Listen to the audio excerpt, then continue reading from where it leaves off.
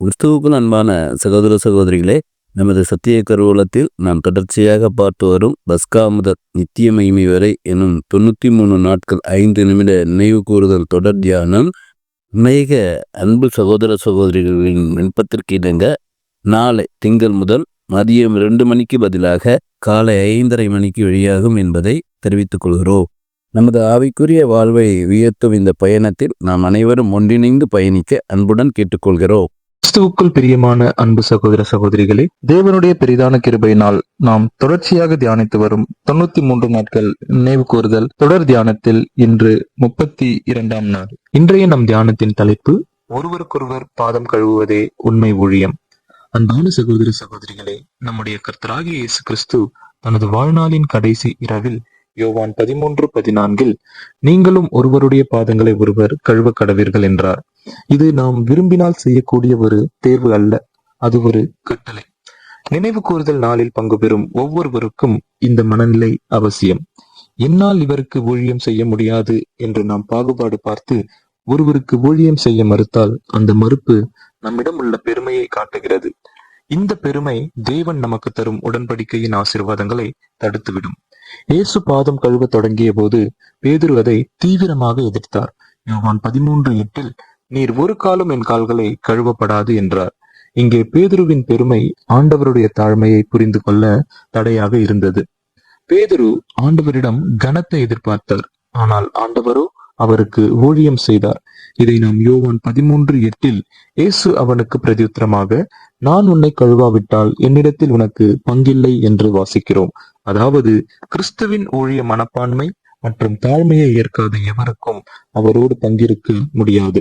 முழுமையான அர்ப்பணிப்பின்றி சிஷ்யத்துவம் இல்லை.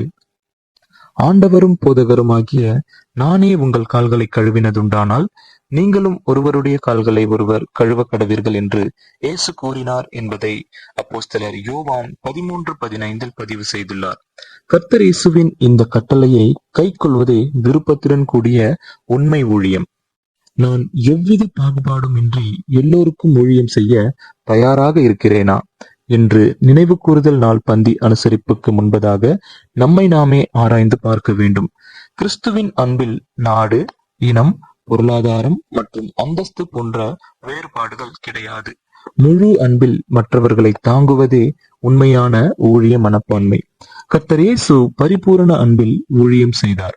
அவர் தன்னை காட்டிக் கொடுக்க போகிற யூதாசின் கால்களையும் கழுவினார். கிறிஸ்துவின் பார்வையில் ஊழியம் செய்ய தகுதியற்றவர்கள் என்று யாரும் இல்லை.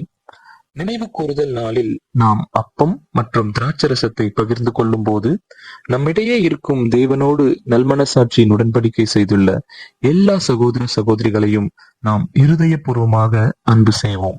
நம்முடைய தனிப்பட்ட வெறுப்புகளுக்கு அங்கே இடமில்லை. நமது தினசரி வாழ்க்கையில் பாதம் கழுவுதல் என்பது எப்படி இருக்கும்? நம்மை துன்பப்படுத்தும் சகோதர சகோதரிகளுக்கும் ஊழியம் செய்ய வேண்டும். நம்முடைய சத்துருக்கள் செய்த தவறுகளை மனதார மறக்க வேண்டும்.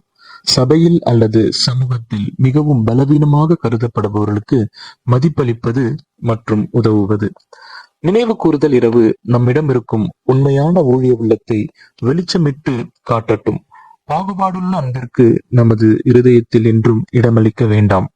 அன்பானவர்களே, வருகிற நினைவு கூறுதல் அன்று நாம் செய்திட்ட பாதம் கழுவும் உடன்படிக்கையை நாம் ஒவ்வொருவரும் புதுப்பிப்போம். நீங்கள் ஒருவரில் ஒருவர் அன்புள்ளவர்களாய் இருந்தால் அதனால் நீங்கள் என்னுடைய சீஷர்கள் என்று எல்லோரும் அறிந்து கொள்வார்கள் என்று யோவான் 13:35 கர்த்தர் இயேசு கூறிய வார்த்தைகளின்படி மரண பரியந்தம் வாழ்வோம். நாம் கேட்ட இந்த சத்தியத்தை நம்முடைய இருதய பலகையில் எழுதி கொள்வோமாக.